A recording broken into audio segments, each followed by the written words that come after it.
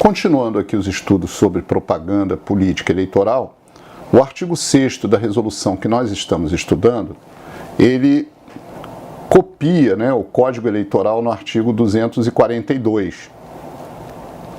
E o que acontece? Aqui o artigo 6 fala assim: a propaganda, qualquer que seja sua forma ou modalidade, mencionará sempre a legenda partidária, quer dizer, colocará lá partido azul, partido roxo, tem que ter na bandeira, por exemplo, no panfleto, e só poderá ser feita em língua nacional, não devendo empregar meios publicitários destinados a criar artificialmente, na opinião pública, estados mentais, emocionais ou passionais. Na verdade, essa regra é uma regra bem antiga no Código Eleitoral, e essa história dos estados mentais, emocionais ou passionais é algo que deve ser avaliado pela Justiça Eleitoral. Eu me lembro que numa eleição no Rio de Janeiro, teve um grupo de eleitores que estava preconizando o voto nulo ou o voto em branco. E aí se discutiu se isso podia ser feito, Podia existir esse tipo de propaganda, que já que é uma antipropaganda, acredito que não se pode punir ninguém por defender o voto nulo ou voto em branco, Também é uma forma aqui de protesto, por exemplo, o voto nulo. E nós tivemos também numa eleição aqui eleito o Macaco Tião, que foi o macaco do Jardim Zoológico mais bem votado numa eleição que nós tivemos aqui há muitos anos no Rio de Janeiro, para prefeito, se eu não me engano. Então esse tipo de manifestação não merece ser coibida, Então essa regra é uma regra meio fora de contexto.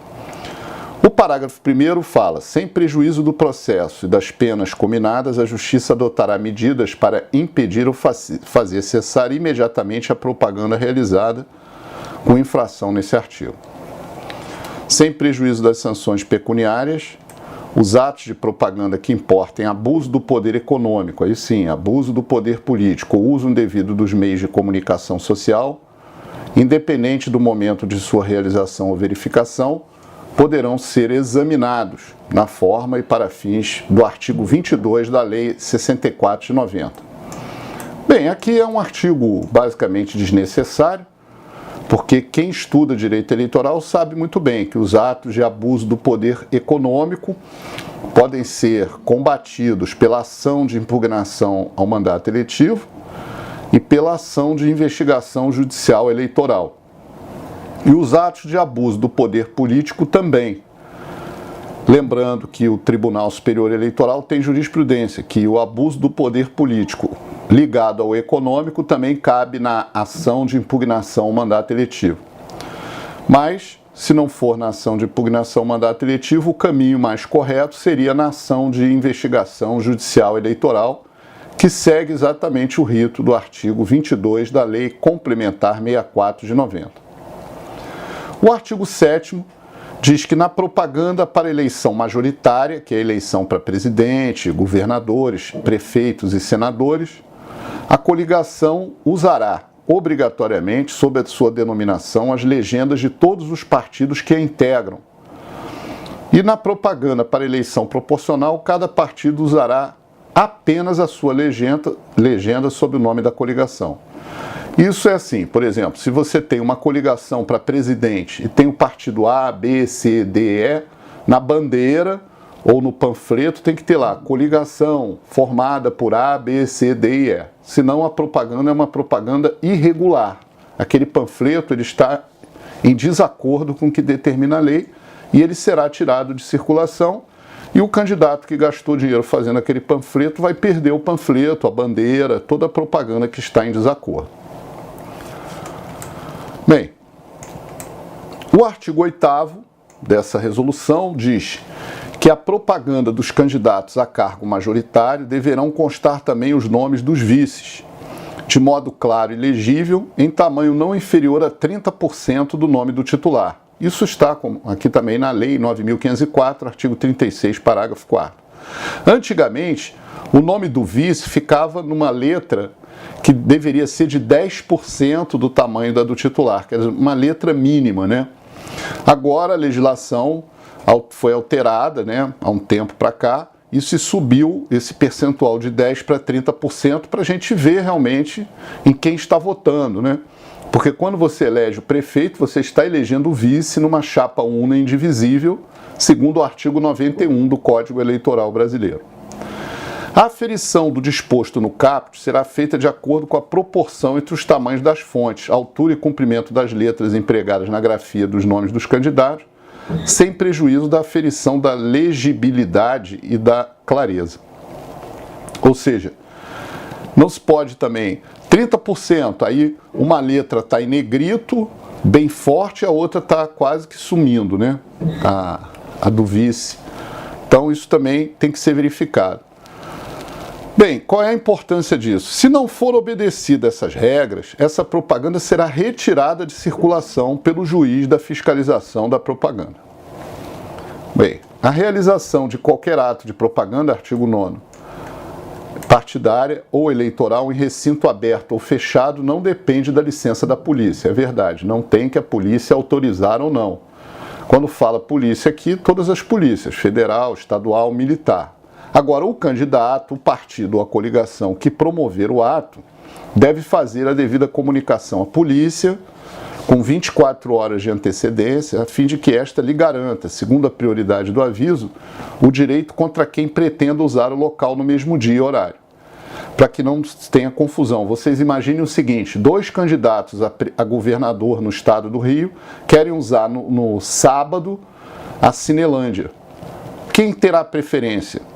Né? A preferência será daquele que comunicou primeiro à autoridade policial, para que a autoridade policial possa guarnecer o local e cuidar das vias de trânsito, etc. Aqui a comunicação tem que ser ao batalhão da área da Polícia Militar, a Guarda Municipal, a Delegacia da Polícia Civil e a Delegacia Federal. O parágrafo 2º fala: a autoridade policial tomará todas as providências necessárias para a garantia da realização do ato e o funcionamento do tráfego e dos serviços públicos que o evento possa afetar. Então, embora não se tenha que ter autorização da polícia, existem regras do poder de polícia, vamos dizer assim, urbano, né, da garantia dos demais eleitores e cidadãos na localidade. O artigo 10º diz: é assegurado aos partidos políticos registrados o direito de, independentemente de licença da autoridade pública e do pagamento de qualquer contribuição, fazer inscrever na fachada de suas sedes e dependências o nome que os designe, de forma que melhor lhes parecer. E os candidatos poderão fazer inscrever na sede do comitê central da campanha a sua designação com nome, número, em formato que não assemelhe ou gere efeito de outdoor. Nos demais comitês de campanha que não esse central, a divulgação deve observar os limites do artigo 37, parágrafo 2º, que são limites estipulados aqui do tamanho da propaganda. Então aqui tem a questão do comitê central e dos comitês que não são, né? Muito bem, do tamanho da propaganda. O artigo 11 fala do funcionamento de alto-falantes. Isso é muito interessante. Uma vez uma promotora eleitoral me ligou, ela trabalhava em Santo Antônio de Pádua, dizendo que tinha um carro de som rodando na pracinha. Só que em volta da pracinha tinha o prédio do fórum, tinha posto de saúde, biblioteca, a prefeitura, e aqui se fala que não pode ficar numa distância inferior a 200 metros das sedes desses poderes. Agora, se porventura uma pessoa fizer isso, né? Aí o que tem que ser feito? Notificar o motorista do veículo e o candidato para se absterem de violar a lei, porque o legislador ele não colocou aqui nesse artigo 11, que corresponde ao artigo 39, parágrafo 3º da Lei 9.504, uma punição. Então se usa aqui o delito de desobediência eleitoral, que é o crime do artigo 347 do Código Eleitoral 347, que fala desobedecer a ordens e instruções da Justiça Eleitoral. Então, uma vez notificado o motorista e o candidato, se eles voltarem a desobedecer essa ordem, que é uma ordem legal, podem ser autuados penalmente, mas é um crime de menor potencial ofensivo, não vai ter grandes repercussões. No entanto, aqui, de lege ferenda, seria necessário colocar uma multa para violação a esse artigo de lei. Perfeito? Vamos continuar em outras aulas explicando aqui a propaganda eleitoral.